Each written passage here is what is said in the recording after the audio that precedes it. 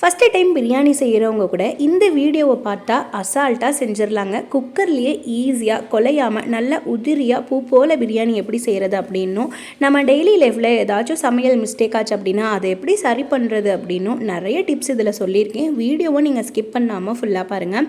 இது ஒரு லாக் மாதிரியும் இருக்கும், இதில் டிப்ஸுமே சொல்லியிருக்கேன். நீங்கள் இப்போ தான் நம்ம சேனலை ஃபஸ்ட்டு டைம் பார்க்குறீங்க அப்படின்னா கடைசி வரைக்கும் பாருங்கள். பிடிச்சிருந்துச்சு அப்படின்னா மறக்காமல் சப்ஸ்கிரைப் பண்ணி கூட இருக்க பெல்லைக்கானையும் ஆல்னு கிளிக் பண்ணி வச்சுக்கோங்க. வாங்க இப்போ வீடியோக்குள்ளே போகலாம். ஃபஸ்ட்டு டிப்பு, காலையில் அவசரமாக நான் உருளைக்கிழங்கு குருமா செஞ்சுருந்தேன் பூரிக்காக. இதில் என்ன ஒரு மிஸ்டேக் ஆச்சு அப்படின்னா கொஞ்சம் தண்ணி அதிகமாக போயிடுச்சுங்க. இந்த மாதிரி தண்ணி அதிகமாக போனாலும் சரி, அல்லது உப்பு காரம் நீங்கள் அதிகமாக போட்டுட்டாலும் இதை நம்ம அழகாக ஈஸியாக நம்ம சரி பண்ணிடலாம். வீட்டில் கடல மாவு, அதாவது கடலை மாவு, நம்ம பஜ்ஜியெல்லாம் சுடுவோம்ல, அந்த மாவு இருந்துச்சு அப்படின்னா ஒரு 2 டேபிள் ஸ்பூன் 3 டேபிள் ஸ்பூன் அளவுக்கு தண்ணியில் கரைச்சி கொஞ்சமாக ஊற்றினாலே கெட்டி ஆயிரும். ஆனால் நம்மக்கிட்ட கடலை மாவு இல்லை அப்படின்னா இந்த ஒரு டிப்பை நீங்கள் ட்ரை பண்ணி பாருங்கள். எல்லார் வீட்லேயுமே இந்த பொட்டுக்கடலை வச்சுருப்போம். இந்த பொட்டுக்கடலையை ஒரு 2-3 டேபிள் ஸ்பூன் அளவுக்கு சேர்த்துக்குங்க. சேர்த்துட்டு மிக்சியில் இதை நல்லா நைஸ் பவுடராக அரைச்சிட்டு வந்துடுங்க. இந்த பொட்டுக்கடலை மாவை நீங்கள் ஒரு 2-3 டேபிள் ஸ்பூன் அளவுக்கு நீங்கள் குருமா தண்ணி மாதிரி வச்சுருக்கீங்க அப்படின்னா அதில் நீங்கள் சேர்த்துனீங்க அப்படின்னா நல்லா கெட்டி பதம் ஆகிரும். ரொம்ப சிம்பிளான ஐடியா. காரம் நீங்கள் அதிகமாக போட்டுட்டாலும் சரி, இந்த பவுடர் சேர்க்குறனால அந்த காரத்தையுமே ஈக்குவல் பண்ணிடுங்க. ரொம்ப சிம்பிளான டிப்பு. இப்போ நான் ஒரு டேபிள் ஸ்பூன் அளவுக்கு சேர்த்திட்டு அதுக்கப்புறம் நமக்கு பத்தலை அப்படின்னா ஒரு 2 நிமிஷம் கொதிக்க விட்டதுக்கப்புறம் நம்ம சேர்த்துக்கலாம். ஏன்னா எடுத்ததுமே ஃபுல்லாக சேர்த்திட்டோம் அப்படின்னா ரொம்ப கல் மாதிரி இறுகி போயிடும். அந்த மாதிரி ஆகாமல் உங்கள் தேவைக்கேற்ப கொஞ்சம் கொஞ்சமாக சேர்த்து இந்த மாதிரி கலந்து விட்டீங்க அப்படின்னா நல்லா கெட்டி பதத்துக்கு வந்துருங்க. நான் ஃபஸ்ட்டு காட்டினதுக்கும் இப்போ காட்டுறதுக்கும் உங்களுக்கு நிறையவே டிஃப்ரெண்ட் தெரியும். நம்ம இந்த மாவு சேர்த்துனனால குருமா பாருங்கள் எந்த அளவுக்கு நல்லா கெட்டியாகி வந்துருச்சுன்னு. நெக்ஸ்ட் டிப்பு, நம்ம உருளைக்கிழங்கு குருமா கரெக்டான உப்பு தான் போட்டிருப்போம். ஆனால் அது தண்ணி மாதிரி இருக்கும்போது குடிச்சு பார்த்தோம் அப்படின்னா கரெக்டாக இருக்குங்க. குருமா நல்லா திக்காயிடுச்சு அப்படின்னா அதில் கொஞ்சம் உப்பு கூடுற மாதிரி தெரியும். அது மட்டும் இல்லாமல் இந்த மாதிரி உருளைக்கிழங்கு குருமா ரொம்ப நேரம் வெந்துருச்சு அப்படின்னா சில பேருக்கு உருளைக்கிழங்கு அங்கங்கே கொஞ்சம் கடிப்படணும் அப்படிங்குவாங்க. அந்த மாதிரி இல்லாத டைம்லேயும் அல்லது உப்பு உங்களுக்கு அதிகமாக போயிடுச்சுன்னு ஃபீல் ஆகிறப்ப ஒரே ஒரு உருளைக்கிழங்கை இந்த மாதிரி கட் பண்ணிவிட்டு, அதாவது வேக வச்சுட்டு லைட்டாக அங்கங்கே கட் பண்ணி இந்த மாதிரி முழுசாக போட்டிங்க அப்படின்னா இதில் உப்பு காரம் அதிகமாக இருந்தாலும் இந்த உருளைக்கிழங்கு நல்லா அப்சர்வ் பண்ணி எடுத்துருங்க. அது காரம் உப்பு எல்லாத்தையுமே சரி பண்ணிடும். இது உருளைக்கிழங்கு குருமாக்கு மட்டும் இல்லைங்க. நீங்கள் ஒரு சிக்கன் கிரேவியோ அல்லது சிக்கன் சால்னா, மட்டன் சால்னா எது வச்சாலும் அதில் தெரியாமல் நீங்கள் உப்போ காரமோ அதிகமாக போட்டுட்டா ஒரு உருளைக்கிழங்கை நல்லா மேஷ் பண்ணி சேர்த்துட்டிங்க அப்படின்னா அந்த காரம் உப்பு எல்லாமே சரிப்பட்டு வந்துடும். இந்த டிப் உங்களுக்கு பிடிச்சிருந்துச்சு அப்படின்னா மறக்காமல் இந்த வீடியோக்கு ஒரு லைக் கொடுத்துருக்குங்க. நம்ம சேனலில் பூரி எப்படி புசுன்னு சொல்கிறதுன்னு அப்லோட் பண்ணியிருக்கோங்க. இந்த உருளைக்கிழங்கு குருமா நான் ஏற்கனவே ஒரு லாகில் போட்டிருக்கேன். மறக்காமல் எல்லாத்தையுமே செக் பண்ணி பாருங்கள். நெக்ஸ்ட் டிப்பு, நம்ம வீட்டில் பூரியெல்லாம் வடிகட்டுறதுக்கு அந்த ஜல்லடை மாதிரி சின்ன ஹோல்ஸான வடிகட்டி இல்லை அப்படின்னா இந்த மாதிரி நம்ம அகலமான ஒரு பாத்திரத்தில் வடிகட்டி வச்சுருக்கோம் அப்படின்னா இதில் இருக்க எண்ணெய் எல்லாத்தையுமே ஒன்று கூட விடாமல் அந்த கடாயிலேயே விழுக வைக்கணும். அப்படின்னா எந்த ஒரு டிப்பை நீங்கள் ட்ரை பண்ணி பாருங்கள். நம்ம பூரி சுட்டு எடுத்துருப்போம்ல, அந்த கரண்டியை இந்த மாதிரி கடாய் மேலே இந்த மாதிரி வச்சு விட்டுட்டு நம்ம எந்த பாத்திரத்தில் பூரியை வச்சோமோ அந்த பாத்திரத்தை இந்த மாதிரி தலைகீழ அந்த எண்ணெய் அந்த உள்ளேயே வடிகிற மாதிரி, அந்த கடாய்க்குள்ளேயே வடிகிற மாதிரி இப்படி வச்சு விட்டுட்டோம் அப்படின்னா அழகாக அது ஒவ்வொரு சொட்டாக அதில் விழுந்துரும். ரொம்ப சிம்பிளான ஐடியா. இந்த டிப் உங்களுக்கு ரொம்ப ஹெல்ப்ஃபுல்லாக இருக்கும். கண்டிப்பாக ட்ரை பண்ணி பாருங்கள். நெக்ஸ்ட்டு ஒரு 1/2 கிலோ சிக்கன், 1/2 கிலோ அரிசி போட்டு பிரியாணி செய்யணும் அப்படின்னா இந்த டிப்பை நீங்கள் ஃபாலோ பண்ணுங்கள். ரொம்ப ஈஸியான மெஷர்மெண்ட் தான். ஃபஸ்ட்டு டைம் பிரியாணி செய்கிறவங்க கூட குலையாமல் அழகாக ஈஸியாக பிரியாணி செஞ்சிடலாம். இதுக்கு குக்கர் மட்டும் இருந்தாலே போதுங்க, அழகாக பிரியாணி செஞ்சிடலாம். ஒரு 1/2 kg சிக்கனை நல்லா ஒரு 2-3 டைம் வாஷ் பண்ணிவிட்டு நான் இந்த மாதிரி தண்ணியிலேயே போட்டு வச்சுருக்கேன். சிக்கனை பொறுத்த வரைக்கும் நம்ம வாஷ் பண்ணிவிட்டு இந்த மாதிரி தண்ணியிலேயே வச்சோம் அப்படின்னா அந்த கவிச்சு ஸ்மெல்லே இருக்காதுங்க. இப்போ நான் வடிகட்டி வச்சுருந்த அந்த பாத்திரத்தை பாருங்கள், ஒரு சொட்டு எண்ணெய் கூட இல்லை, எல்லாமே ஃபுல்லாக வடிஞ்சு வந்துருச்சு.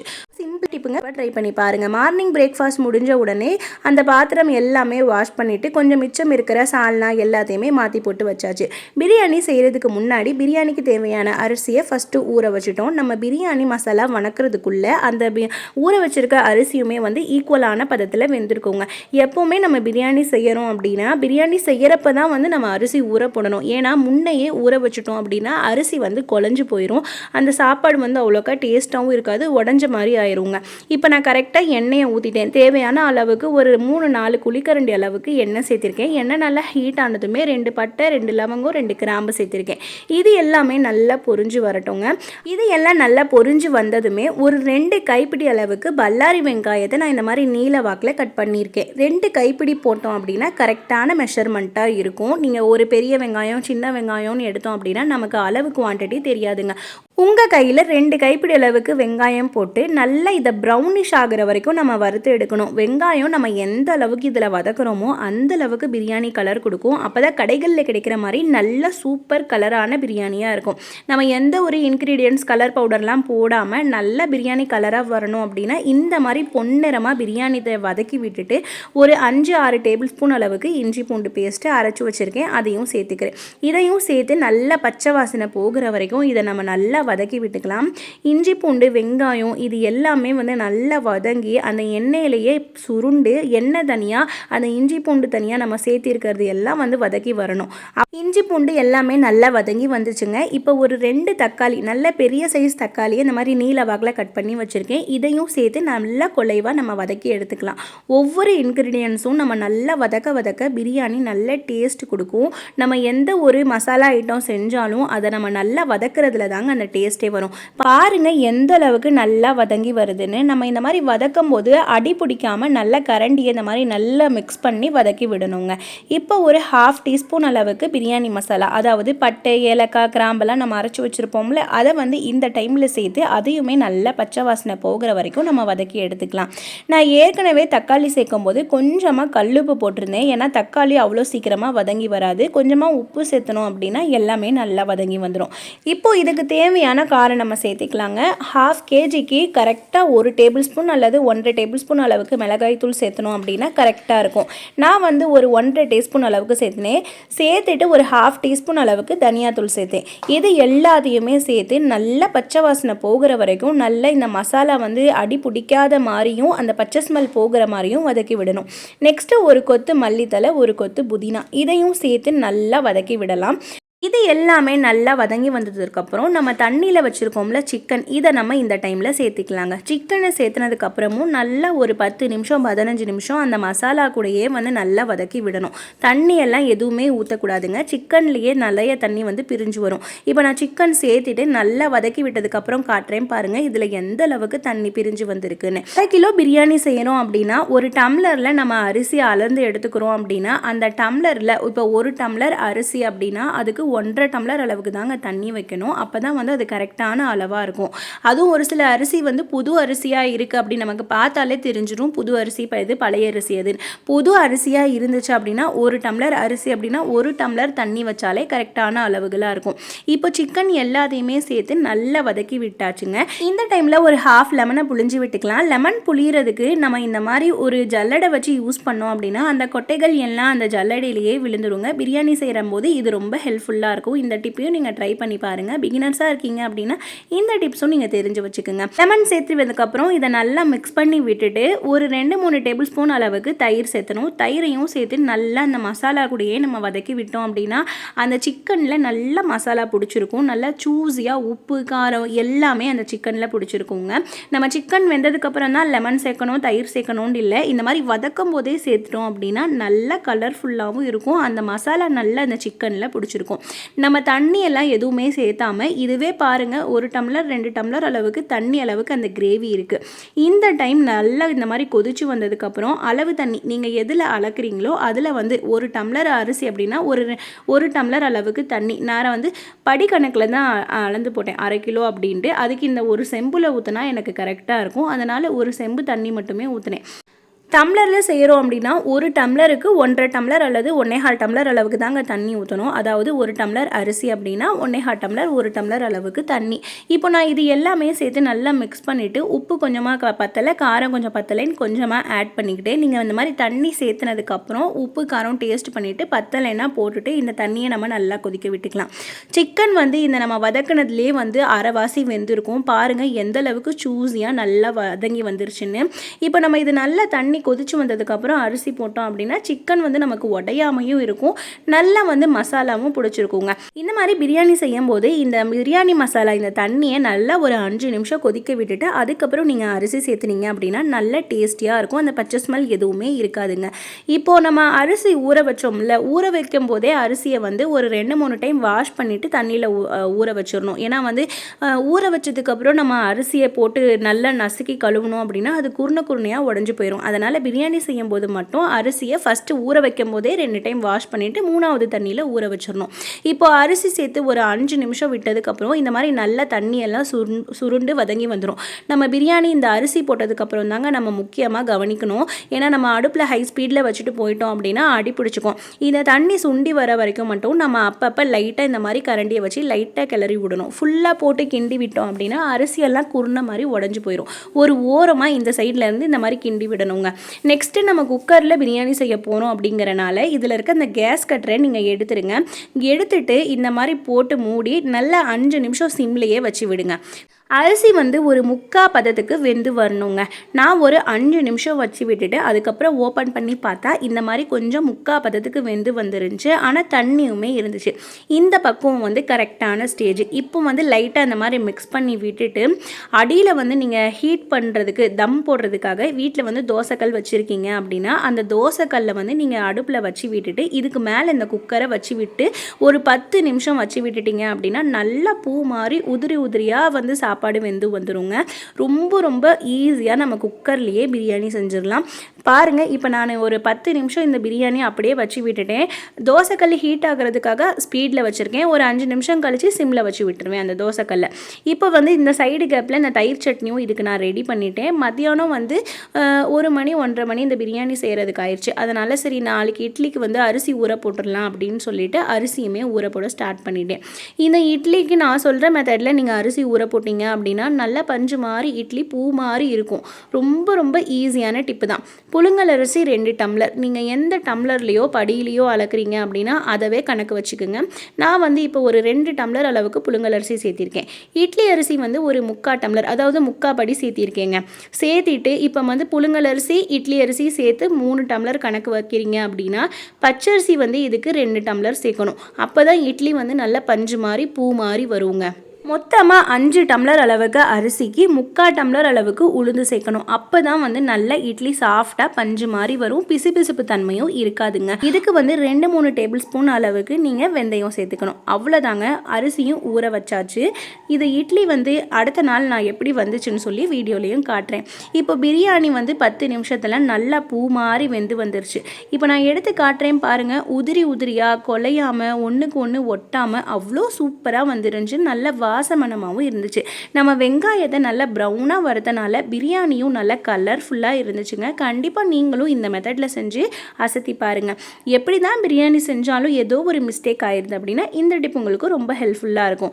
நெக்ஸ்ட்டு நான் பிரியாணி செஞ்சு முடிச்சுட்டு கடைசியாக வந்து கொஞ்சமாக வந்து நெய்யை ஆட் பண்ணணும். நெய்யை ஆட் பண்ணோம் அப்படின்னா தான் கடைசியாக அந்த ஃப்ளேவர் வந்து அப்படியே இருக்குங்க. அது மட்டும் இல்லாமல் நீங்கள் பிரியாணியில் தெரியாமல் கொஞ்சம் காரம் அதிகமாக போட்டுட்டோம், அதை எப்படி சரி பண்ணுறதுன்னு தெரியலனா கூட கொஞ்சம் நெய்யை அதிகமாக சேர்த்திட்டோம் அப்படின்னா சுவையும் அதிகமாக இருக்கும், அந்த காரத்தையும் சரி பண்ணிடும். நான் எப்போவுமே பிரியாணியில் கடைசியாக தான் நெய்யை சேர்ப்பேன். அப்போ தான் அது நல்ல வாசமனமாக இருக்கும்ண்டு. அவ்வளோதான். ரொம்ப அழகாக ஈஸியாக பிரியாணி செஞ்சு காமிச்சிட்டேன். நீங்களும் கண்டிப்பாக ட்ரை பண்ணி பாருங்கள். பிரியாணியில் அந்த சிக்கன்லாம் வந்து உடையாமல் அப்படியே முழுசாக இருந்துச்சுங்க. நம்ம எப்படி வச்சோமோ அதே மாதிரி இருக்குது. பீஸும் உடையாமல் சாப்பாடும் குலையாமல் வரணும் அப்படின்னா இந்த மெத்தடில் நீங்கள் ட்ரை பண்ணி பாருங்கள். பிரியாணியே செய்ய தெரியல, எப்படி செஞ்சாலும் குழஞ்சு போயிடுதுங்கிற ஃப்ரெண்ட்ஸுக்கு இந்த வீடியோவை ஷேர் பண்ணி விடுங்க. பாருங்கள் எந்த அளவுக்கு சாப்பாடு உதிரியாக, சிக்கன் பீஸும் அந்த அளவுக்கு சாஃப்டாக சூப்பராக கரெக்டான பக்குவத்தில் வெந்துருந்துச்சு. இந்த டிப் உங்களுக்கு பிடிச்சிருக்கும்னு நினைக்கிறேன். பிடிச்சிருந்துச்சு அப்படின்னா மறக்காமல் லைக் பண்ணிக்கோங்க. பிரியாணி எல்லாம் சாப்பிட்டுட்டு நல்ல ஒரு தூக்கத்தை போட்டதுக்கப்புறம் ஈவினிங் டைமில் இங்கே பெங்களூர் கிளைமேட்டுக்கு நல்லா சில்லுன்னு மழை பெய்ய ஆரம்பிச்சிருச்சுங்க. அந்தளவுக்கு சூப்பராக இருந்துச்சு. சுட சுட பிரியாணி சாப்பிட்டுட்டு மத்தியானம் தூங்கி எந்திரிச்சோம் அப்படின்னா இந்த மாதிரி ஒரு கிளைமேட் யாருக்கு தான் பிடிக்காது. கொஞ்சம் நேரம் அப்படியே மழையை நின்று ரசிச்சுட்டு அதுக்கப்புறம் ஈவினிங் வேலைகள்லாம் ஸ்டார்ட் பண்ணியாச்சு. மறுபடியும் என்ன பாத்திரம் கழுவுற வேலை, துணி துவைச்சி வச்சுருந்தோம் அப்படின்னா அதை மடித்து வைக்கிற வேலை, இந்த வேலைகள் எல்லாத்தையுமே முடிச்சுட்டு நம்ம இட்லிக்கு அரிசி ஊற வச்சுருந்தோம்ல, சரி அதையுமே நம்ம ஆட்டி எடுத்துடலாம் அப்படின்னு போனேன். அப்போ பார்த்தா நைட்டு வச்ச பழைய சோறு கொஞ்சம் இருந்துச்சு. சரி இதையே நம்ம மிச்சம் வைக்கணும், பசிக்கிற மாதிரி இருக்குதுன்னு சொல்லிட்டு கொஞ்சமாக மிக்ஸி ஜாரில் கொஞ்சம் பழைய சோறும் கொஞ்சம் தயிரை ஊற்றி நல்லா மிக்சியில் அடித்து எடுத்துட்டேன். இந்த மாதிரி அடித்து எடுத்து குடித்தோம் அப்படின்னா நமக்கு ரொம்ப ஈஸியாக இருக்கும். கையை போட்டு மசிச்சு பிசைஞ்சு கொடுக்கணுன்ட்டு இல்லைங்க. நெக்ஸ்ட்டு வந்து இங்கே பெங்களூர் கிளைமேட்டுக்கு நம்ம ஃப்ரிட்ஜே போட தேவையில்ல. காய்கறி வச்சாலும் சரி அல்லது மல்லி புதினா எது வச்சாலும் சரி ஒரு 4-5 நாளைக்கு இப்படியே ஃப்ரெஷ்ஷாக இருக்கும். மல்லித்தலை புதினா எது வாங்கினாலும் நான் இந்த மாதிரி ஒரு டம்ளரில் தண்ணி ஊற்றி வச்சுருவேன். இது வாங்கி ஒரு 2 நாள் ஆகுதுங்க. பிரியாணிக்கு யூஸ் பண்ணிவிட்டு மிச்சம் இருக்கிறதையும் இந்த மாதிரி வச்சு விட்டுட்டேன். பாருங்கள் எந்த அளவுக்கு ஃப்ரெஷ்ஷாக இருக்குன்னு. கண்டிப்பாக நீங்களும் ட்ரை பண்ணி பாருங்கள்.